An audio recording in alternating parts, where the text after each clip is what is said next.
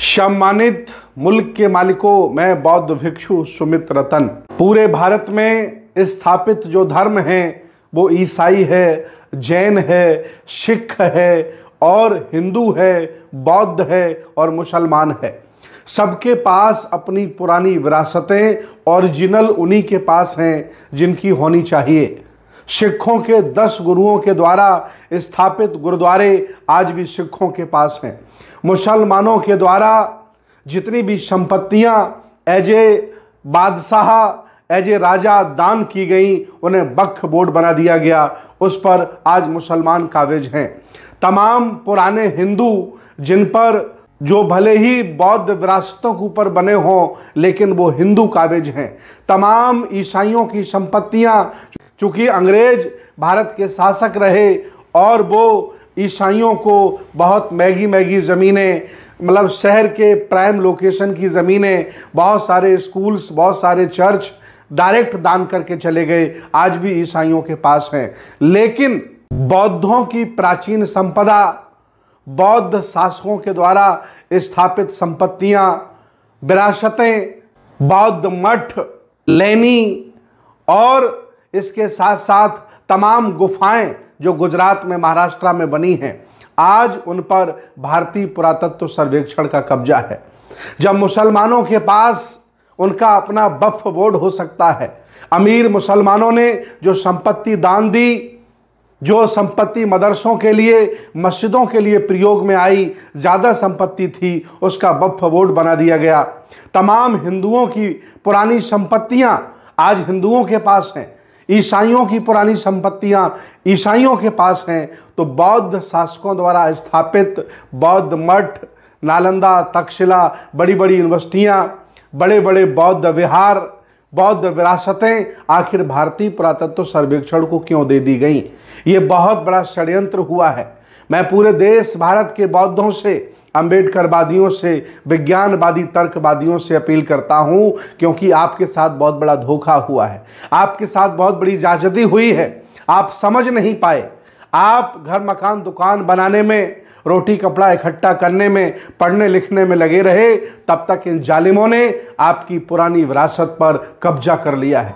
पूरे भारत में जितनी भी संपत्ति फैली है विरासत के तौर पर, या भारतीय पुरातत्व सर्वेक्षण के पास जितनी भी संपत्तियां हैं, उनमें 99% बौद्धों की संपत्तियां हैं। मैं भारत सरकार से, प्रधानमंत्री से और तमाम दुनिया के बौद्धों, अम्बेडकरवादियों से अपील करता हूं कि जिस तरह से मुसलमानों का वक्फ बोर्ड है, जिस तरह से गुरुद्वारे आज सिखों के पास हैं, जिस तरह से पुरानी संपत्तियां हिंदुओं के पास हैं, उस तरह से जितनी भी पुरानी संपत्तियां हैं, विरासतें हैं, वो बौद्धों को सौंपी जाएं।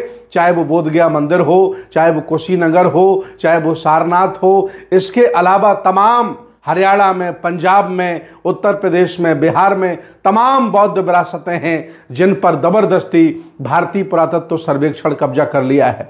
मैंने देखा है कि भारतीय पुरातत्व सर्वेक्षण का कब्जा है और वहाँ हिंदू मंदिर बन रहा है।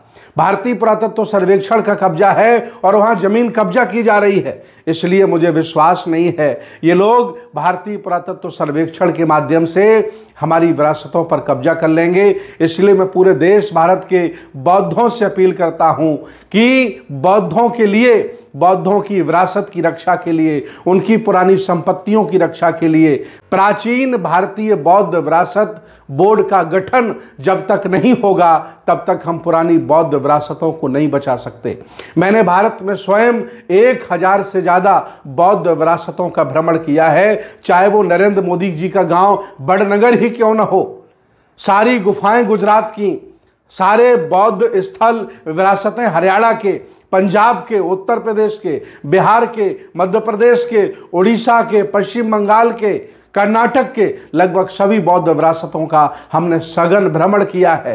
पाया है कि भारतीय पुरातत्व सर्वेक्षण उस पर कब्जा किए है। ये सरकारी है, उसका अधिकारी कोई ब्राह्मण होता है, उसे रख रखाव की कोई चिंता नहीं है। कोई मुसलमान होता है सरकारी कर्मचारी, उसे बौद्ध विरासत की रक्षा से कुछ नहीं फर्क पड़ता।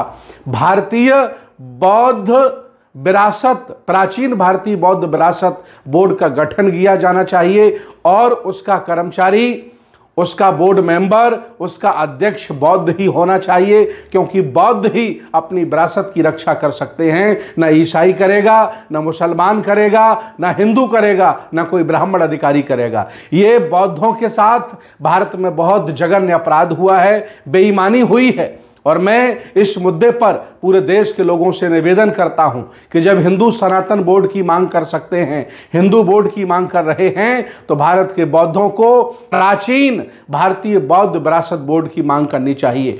और यह जरूरी भी है, क्योंकि इस देश भारत पर 1250 साल बौद्ध शासकों ने शासन किया है। बौद्ध राजा यहां रहे हैं, उन्होंने 84,000 बौद्ध स्तूप बनाए। सम्राट अशोक ने 84,000 बौद्ध स्तूप बनाए। अन्य राजाओं ने, चाहे वो महापद्मनंद रहे हों, चाहे वो पाल राजा रहे हों, चाहे वो सम्राट कनिष्क रहे हों, सम्राट हर्षवर्धन रहे हों, बल्लभी रहे हों, नाग राजा रहे हों, इन सभी लोगों ने बौद्ध विरासतें बनाई।